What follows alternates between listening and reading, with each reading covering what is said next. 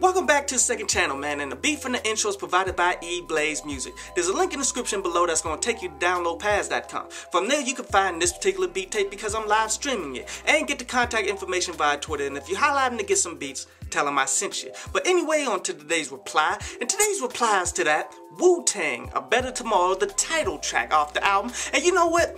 This is what the fuck I'm talking about, man. This is a solid song. This is a song that definitely piques my interest finally to go ahead and peep out this new Wu-Tang album. This being the first song that I've heard Method Man on and shit. You know, Method Man is my dog. I've always felt Method Man was the best out of fucking Wu-Tang. And he does the damn thing here. The beat was fucking solid. Overall, just a damn good song at the right time too. Like people trying to heal and try to get over a little bit the Mike Brown incident, man. This is the perfect song for that. I definitely want to hear some more dope ass songs come from this album before it's released and shit, to continue to hype me up to think that this album will actually be pretty good instead of just an homage to the 90s. But definitely go ahead, peep that one on out, man. It is pretty fucking good.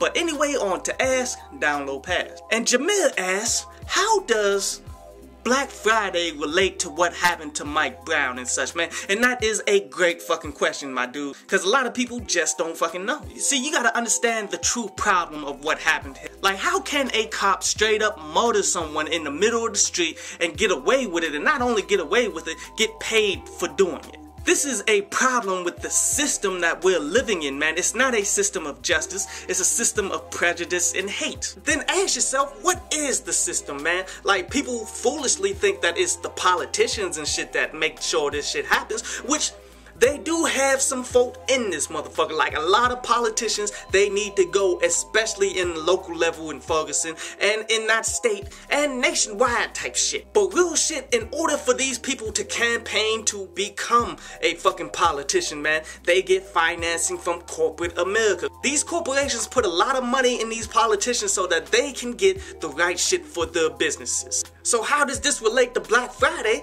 Black Friday is when all of these businesses that run fucking America make all of the fucking money, and that's the only thing that they know is fucking profit. So if you hit them in the wallet where it fucking hurts, then you really hitting the people who's responsible here. And you know, a bunch of coons been coming out, man, on that bullshit, what about black on black crime shit, like we never march, we never do anything when it's black on black or anything like that. And which, let me touch on that, you dumb bastards. Just because you don't see it or you don't follow it doesn't mean that it's not fucking happening. Like, you guys want to hear some names of some people that's actually doing some work on the local level to help prevent violence within our communities? How's about Freeway Rick Ross? You know that nigga, not the rapper Rick Ross, the guy that he emulates. The one that went to jail for trafficking drugs that got out. He created his own foundation to fight illiteracy and to prevent kids from going to drugs and to going into gangs and shit, man. What about Cash Money doing the We Read campaign, which is pretty much doing the exact same thing, but yet for the community in New Orleans? How's about Nas and his scholarship fund that he put out for education purposes to keep people away from the fucking streets?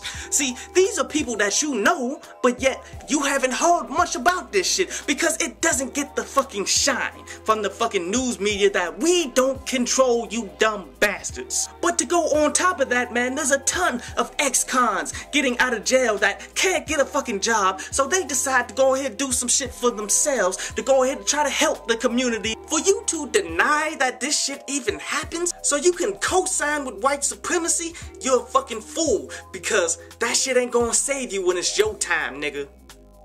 I hope you enjoyed the show. You can follow me at Twitter up there, and you can go to downloadpads.com, that's down there, to read today's article.